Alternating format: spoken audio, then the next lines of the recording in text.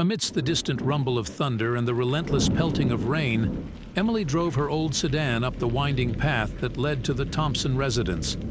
Nestled at the end of Willow's End, the Victorian house had stood for over a century, its presence almost ghostly against the backdrop of the stormy night. Despite her rational mind, Emily couldn't shake off a feeling of dread as she approached the sprawling, dimly lit mansion, known among the locals for its creaks and groans that spoke of age and decay. As she was ushered in by the Thompsons, their hurried, almost nervous demeanor did little to calm her nerves. "The kids are already in bed," Mrs. Thompson whispered, as if afraid to speak too loudly. "Just make yourself at home, dear." The door clicked shut behind them, leaving Emily alone in the echoing vastness of the foyer. As she ventured further inside, the house seemed to respond to her presence, its timbers moaning under the weight of the storm's winds while shadows danced along the walls, distorted by the flickering of the old-fashioned lights. Settling into the living room, Emily tried to distract herself with a book, but the persistent noises from upstairs, a soft thumping, a whisper of movement, kept her on edge. She told herself it was just the house settling, yet the feeling of being watched grew stronger with every gust of wind that rattled the windows. The first call broke through the silence with a jarring ring that made Emily's heart skip a beat. When she answered, the line crackled with the sound of heavy, labored breathing, followed by a low, unsettling laugh that chilled her to the bone before the caller abruptly hung up. Each subsequent call escalated her fear. The voice on the line, sinister and taunting, asked, "Why haven't you checked on the children yet?" With each word, the voice seemed closer, more personal.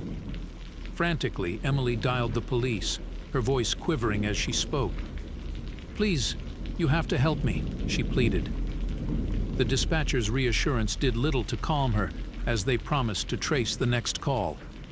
When the phone rang again, Emily answered with trembling hands, only to hear the dispatcher's urgent tone. "The call! It's coming from inside the house! Get out now!"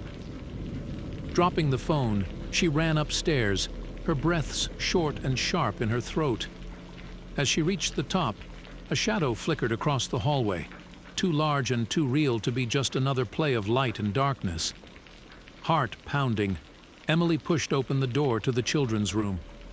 Sam and Ava were thankfully still asleep, oblivious to the night's horrors. With the police on their way, Emily dared to search for the source of the calls. Her discovery of a barely opened attic door led to a hidden, dust-choked room that bore the unmistakable signs of habitation: a makeshift bed, old food containers, and, most disturbingly, photographs of the house and the children. As dawn broke, the police arrived to find no sign of the intruder except for the haunting evidence left behind. Among the photographs and scattered belongings were notes written in a shaky hand, detailing times and dates when the children were alone. The realization that someone had been watching, living among them without their knowledge, sent shivers down Emily's spine. The police surmised the intruder might have used the attic as a hideout for months, slipping in and out unnoticed. They secured the house, promising to patrol the area and investigate how the intruder had accessed such a private space. As the Thompsons returned, the morning light washed over the house, seeming to cleanse it of the shadow of the night's terror. Emily recounted everything to the horrified parents, her voice steady but her hands trembling. Although the immediate danger was over, the impact of the night would linger in her mind and in the whispers of Willow's End.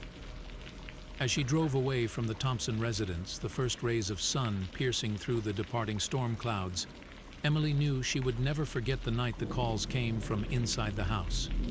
The ordeal had ended, but the echoes of those sinister calls and the sight of that shadow moving in the darkness would haunt her dreams for many nights to come.